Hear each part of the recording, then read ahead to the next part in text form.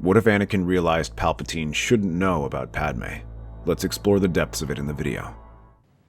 How do you know the ways of the Force?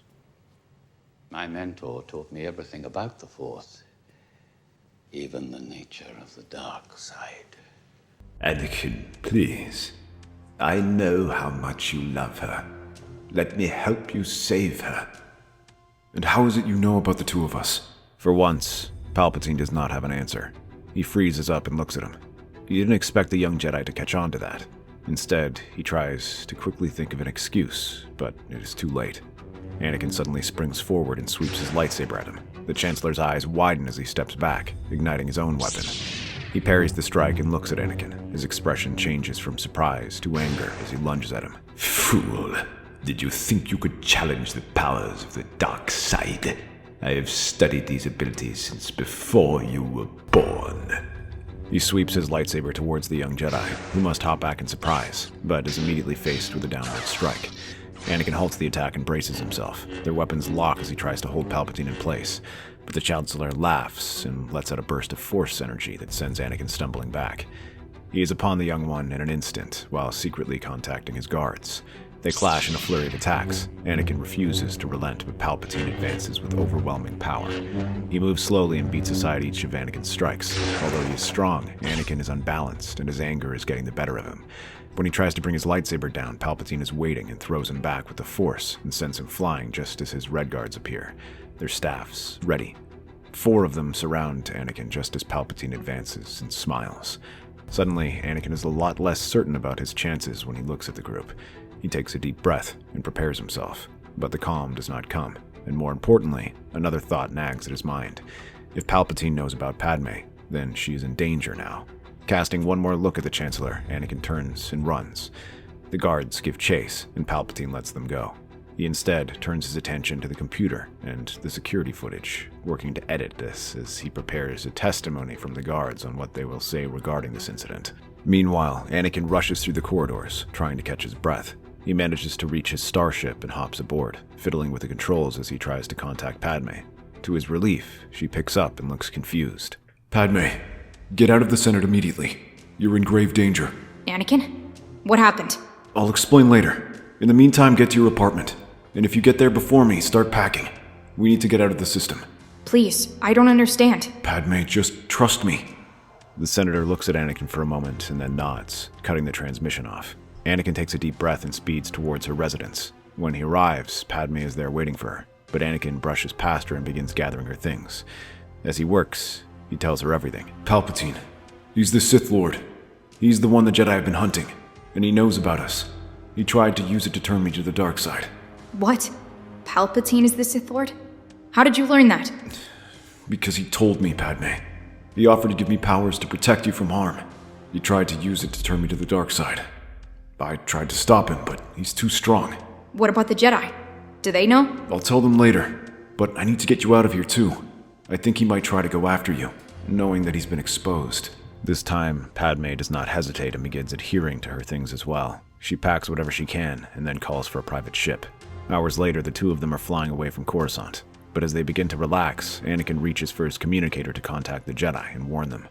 But what greets him instead is a video from the holofeed, posted by the office of the Chancellor. It shows the encounter with Palpatine, but one heavily edited. Rather than Palpatine manipulating the young Jedi, he confronts Anakin and reveals that he knew about his affair with Padme. He says that he is obligated to report this to the Senate, as it is a major conflict of interest. In response, Anakin draws his lightsaber and tries to strike him down. It is only thanks to the intervention of the Red Guards that Palpatine's life is saved, and Anakin runs away. It cuts away to reveal Palpatine's face. It saddens me greatly to report that the galaxy's greatest hero, Anakin Skywalker, has committed treason against the Republic. While he has served the Senate and the Jedi dutifully throughout the Clone Wars, his actions here are unforgivable. I urge all citizens to report sightings of him immediately. The Jedi are equally concerned and have agreed to expel Anakin from the Jedi Order and have issued a call for his arrest. As the feed dies, Anakin and Padme stare at one another, their eyes widening as they take this news in. This changes everything. as Anakin initially planned on sheltering her on Naboo, but with him now being a wanted man and Padme likely also being searched for, hiding her in Republic space now seems like an issue. The two of them are thrown for a loop, but Padme gets an idea. She takes Anakin's communicator and begins making some calls. However, instead of contacting her Republic allies, she turns to an honorable foe, Lux Bontari. Although now part of the Republic, Onderon was part of the CIS not too long ago, and Lux never fully trusts the Republic. When he hears about everything that happened to Anakin and Padme, he sympathizes with them. He recalls what happened to his mother, Mina, during the war and agrees to help. He allows them to land on his planet and take shelter in the jungles, using some of the hideouts that he used with the rebels during the war. To their surprise, Saw Gerrera joins them, deciding to return home after seeing what the Republic is doing to their greatest hero. He leaves a small band of partisans along with some reprogrammed battle droids to watch over them. They are allowed to remain on a farm where Anakin now spends his time taking care of Padme in anticipation of her impending birth. In truth, Anakin does not mind too much that he's no longer a Jedi. In some ways, it is freeing to not have to worry about them or play by their rules. Instead, he simply enjoys spending time with his wife. Although he worries about her birth, Anakin begins to realize that Palpatine was manipulating him and might not even be in danger. That thought seems to calm him down, and when the day comes for her birth, the process is difficult, but she at least gives birth to a healthy pair of children, one boy and one girl. But as that happens, the rest of the galaxy falls into chaos. The remaining Jedi, ignorant of the true danger of Palpatine, are completely taken off guard by Order 66. In an instant, thousands of Jedi perish under the blasters of their soldiers. Even Anakin feels the tremors in the Force from this little hideout. It is like thousands of voices crying out and going silent. Palpatine frames this as a response to an attempted coup by the Jedi. He explains how after Anakin's assassination attempt, he tried to enforce new security measures in the Jedi Temple to investigate how deep this conspiracy goes, but was rebuked. Palpatine takes that as a challenge and orchestrates a fight in the Jedi Temple that results in the clones storming the entire temple. However, as this happens, Palpatine frames it as them uncovering evidence that the Jedi are attempting to stage a coup against the Chancellor. With the Republic's greatest hero having taken part in an assassination attempt, the public is all too ready to accept this. Not long after, Palpatine has an elite commando unit rush into a fortress on Mustafar, where they eliminate the remnants of the CIS Council. Along with that, they deactivate all remaining battle droids. Anakin and Padme watch all of this as their battle droid guards fall uselessly on the ground, and they can only question what is happening. They get their answer days later when Republic ships arrive and begin deploying a clone garrison on Onderon. They see that they are here to hunt down CIS remnants and secure the planet for the transition to the Empire, but they see it for what it is, an occupation force. Within days, they catch wind of rebel activity in the mountains.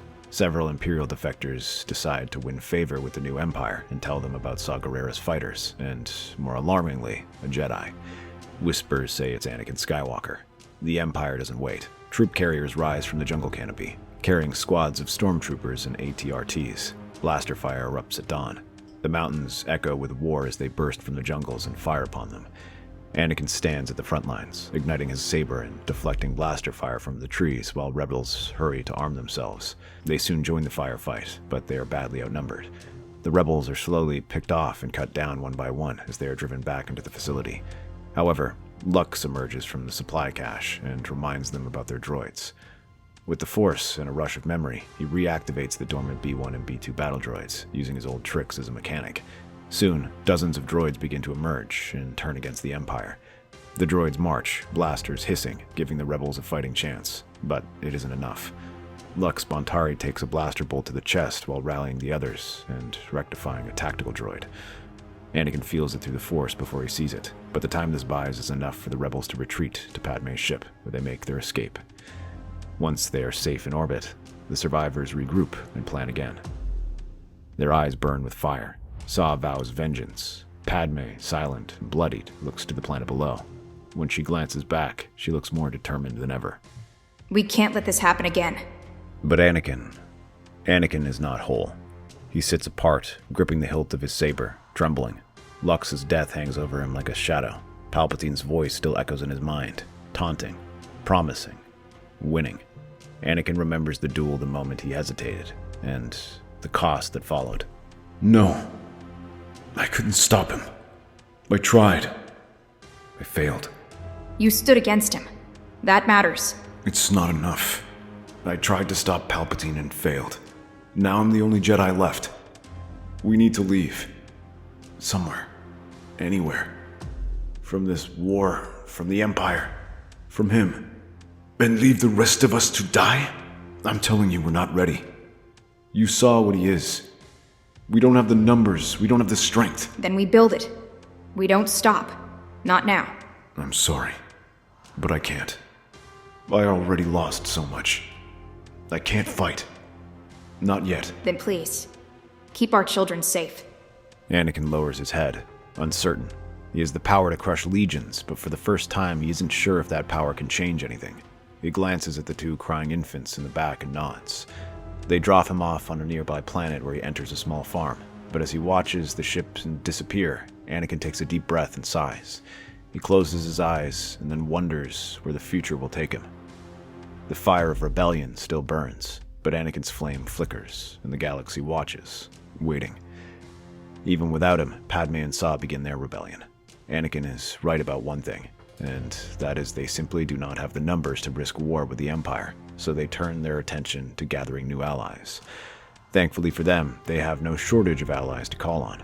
The rise of Palpatine is far from smooth, as many senators, CIS groups, and local defenses all disturb him. Padme might not be a senator any longer, but she still has her connections across the galaxy and begins reaching out to them. Among them are Bail Organa and Chuchi, who reach out to groups through them. Together, they begin gathering allies, including many former soldiers who are disconnected from Palpatine's new empire. Saw immediately takes this opportunity to strike at the Empire, raiding their forces and sabotaging their supply lines in the Outer Rim, hoping to cut them off from there. Meanwhile, Palpatine uses her connections to gather information about what's going on in the Empire. She uses this information to help rebels gather allies and figure out where to strike. Where it is small, it proves to be a thorn in Palpatine's side, who struggles to deal with it. More importantly, he realizes that if they are not dealt with quickly, it puts the Empire at risk as the rebellion can emerge into something more.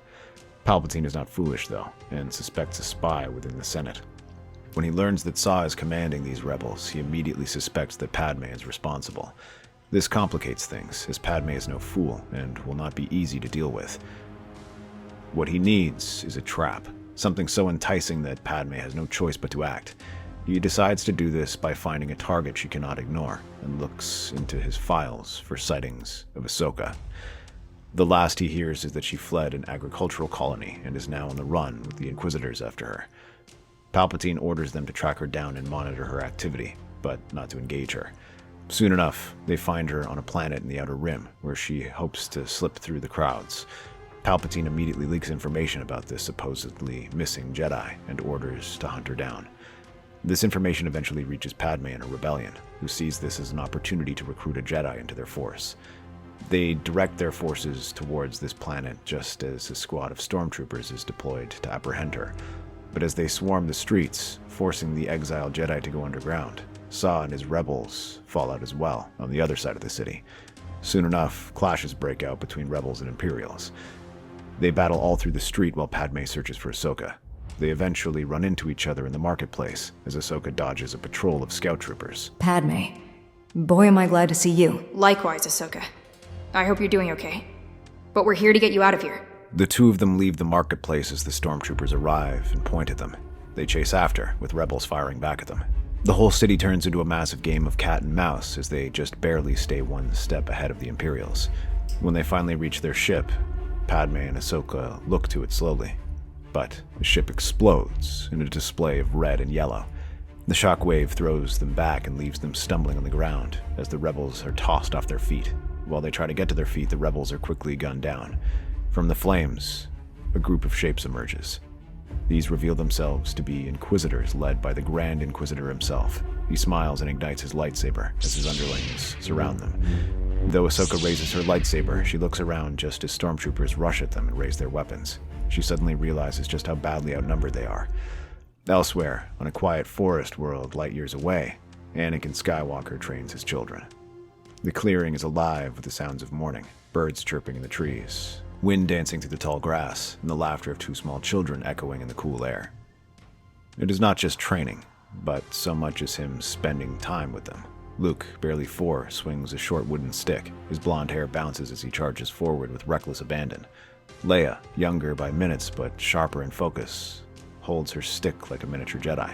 She moves with a dancer's grace, spinning as she blocks her brother's wild, clumsy strikes.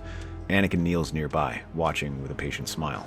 His cloak is draped over a tree root, leaves rolled up to the elbow. He doesn't give them rules, not yet. They're too young for forms, too unrefined for lightsabers, but they'll learn balance, rhythm, trust. Remember, the Force is not just power, it's presence. Feel where your sibling is going, not just where they are. Leia stumbles but recovers. Luke giggles and leaps off a mossy log. Though Leia is more graceful, Luke has far stronger connections to the Force, and he concentrates, summoning his power to strike back. Anakin chuckles, standing to guide them with a light hand, but Anakin's smile doesn't always reach his eyes. At night, when the children are asleep, he lies awake, eyes open to the dark ceiling of their forest home. The Force never rests. Beneath the peace, it churns with tension, faint, creeping tremors. Echoes of someone screaming through the void. He doesn't want to believe it, but part of him already knows. Though things seem quiet, he knows that this is an illusion. The Empire still exists. They're still hunting him. He can barely rest or let himself relax. Anakin finds himself constantly looking over his shoulder as he checks over the horizon, expecting to see TIE fighters flying just like on Onderant. That night, the visions return. Darkness, the cold metal of a cell, Ahsoka kneeling, her hands bound behind her back, blood on her lip, but defiance in her eyes. She doesn't speak at first. She just looks at him, silently pleading. Then a voice, a whisper, slick with venom. You let her suffer, Skywalker. You stayed hidden while the galaxy burned. From the shadows steps Palpatine, but not as the Emperor of the Galaxy knows. This vision of him is raw, cracked, flesh burned, robes ragged, but his power undiminished. Perhaps even stronger. Yellow eyes gleam like twin suns bleeding in a dying sky. Anakin tries to move. You know where she is. I'll let her live if you come to me. Anakin clenches his fists, rage flooding his chest, but before he can reply, the darkness shifts again. A second prisoner appears in a vision. Padme. Anakin feels her presence in the Force flickering, as if smothered by the same darkness that once devoured him. Suddenly, he rushes forward towards Palpatine and tries to hit him, but the Force energy throws him back, and the Emperor chuckles. So there is a spark of fire in you. I had thought that had died out. Good. Let them go. I'm afraid that isn't up to me. You can reach into the Force and find them, and act on that information. He wakes with a sharp gasp. His chest heaves. The air feels thick, heavy. The Force pounds in his veins like a war drum. He stumbles outside. The forest is quiet, but not calm. He sees Leia's toy, her stuffed Toka doll, left near the porch. Luke's wooden stick still leans against the tree. Inside, he hears a tiny cough. His children are asleep, safe. For now. But they won't be forever. Palpatine is reaching. He returns to his house and approaches his nightstand. Inside is his lightsaber, which he retrieves and heads back to his starship. He contacts one of Saw's men and tells them to watch his kids as he takes off. Then he's gone. His ship cuts through the stars, heading to Padme's last known location. In the chaos of the city, Anakin searches the underground for any signs of Saw's partisans. The recent attacks on Imperial troops are proof of that. It doesn't take too much effort to track Saw down and finds him in a war-scorched moon. Only a handful of rebels remain, bruised and bitter. They confirm what happened. The trap, the battles, the Inquisitors. She saved my life, but they got her. Took her to the mall. Some hidden fortress, black, twisted thing. No one comes out. That's all Anakin needs. He tells Saw to keep the Imperials occupied and thanks him for the help as he takes off and heads to the Maw. He already has an idea of where that is. As Anakin sits down in his starfighter, he closes his eyes and reaches out into the Force. Padme's presence is something as familiar to him as his own shadow. He takes a deep breath and points to her location and takes off, leaving Saw to hold the line. The Maw prison is a fortress of obsidian and fire. Inside, Anakin storms the halls, carving a path through the Inquisitors with brutal precision. He's no longer hiding. The Force bends to his will, sweeping stormtroopers aside like leaves in a gale. Though Anakin wasn't hiding, he never let his skills rot, meditating and training every day. And now, he fights. They see what a true Jedi Knight looks like. And this is something the Inquisitors cannot compete with. They had surprise in numbers when they engaged Ahsoka, but now Anakin is the hunter. His Force powers unleashed himself, tinged with the dark side. As he fights through the guards, he eventually reaches the detention facility where he finds them. They are bound, injured, but alive. And when they see him, their faces light up as Anakin smiles at them. What took you so long, Sky Guy? It took me a while to realize why I'm here. Can you walk? Better. We can fight. He smiles and cuts them loose as Anakin gets their weapons and Padme gets a blaster from the ground. Together, the three of them rush out to engage the remaining guards. As the stormtroopers fall, the Inquisitors take their place. They fight the 8th brother, the 5th sister, and the 3rd sister. But as they reach the hangar, it isn't the Grand Inquisitor waiting to stop them. It's Palpatine. Magnificent. Truly, you are power incarnate. Your power remains as sharp and can be honed. You've come far, my boy, but one final choice remains. Kill them, or join me. Leave them and rule. Anakin raises his weapon. Their sabers clash, blue against red. Lightning crackles as Palpatine moves to strike him down, but he slides out of the way. The walls tremble from the blow as Palpatine pushes his hand closer and throws Anakin back. Ahsoka leaps up and tries to strike at him, her lightsaber whirling around herself. Palpatine catches this attack, though, and throws her back. He sweeps his lightsaber and sends her skidding to the ground. Palpatine rushes forward and swings his lightsaber as she tries to cross hers. While it saves her from injury, it still sends Ahsoka flying back. Seeing this, Anakin gasps and lunges at Palpatine. His weapon blazes brightly as he feels the darkness surround himself. Their weapons clash, and Anakin presses forward. The Emperor laughs and faces off against these strikes, letting them strike back at him, but does not seriously challenge him until he unleashes the darkness within himself and sends him stumbling back. Palpatine advances slowly, looking over at him and bringing his lightsaber down. Anakin tries to block it, but it flies back. You have strength, but you still do not let the dark side flow freely. That is why you lose. He advances towards him, but suddenly turns to face a burst of blaster fire from the corner. Padme advances on him. Firing her blaster, she closes in, but she spares a glance towards her husband. Don't listen to him, Anakin. That's not your strength. You've been strong without it. Palpatine tries to break him and fires another burst of lightning, but Anakin deflects it. He lets out all his darkness in this strike and looks down at the boy. Still, Padme tries to fire. Ahsoka gets up and unleashes a Force shockwave, weakening the darkness. Anakin, he wants you to forget the time before him. But don't let him do it. Remember what you fought for. Anakin closes his eyes and blocks the lightning strike. He takes a deep breath, feeling his body tensing. However, at the last second, he rushes up and springs forward. Palpatine's eyes widen as his lightsaber is pushed back. He stares up and tries to pull back, but it's too late. Anakin sweeps his weapon across his chest. Palpatine lets out a scream that splits the Force. Anakin drops to his knees, breathing hard. With this defeat, they gather the security footage of the battle across the galaxy and broadcast it just as Palpatine's done before. But this time, there are no lies. And with this, Palpatine's rise to power is thrown into question. Padme and Anakin make their return to the Senate and do what they should have done a long time ago. They confess to their role in their affair, but assure the Senate that they did not attack Palpatine. And with the revelation of his powers, many are inclined to believe them. To prove their worth, they begin working to restore order in the galaxy. That's our theory. The Star Wars universe is a galaxy filled with exciting stories and possibilities, and we love exploring them. If you want to accompany us on this journey to a galaxy far, far away, then please like, share, and subscribe to our channel.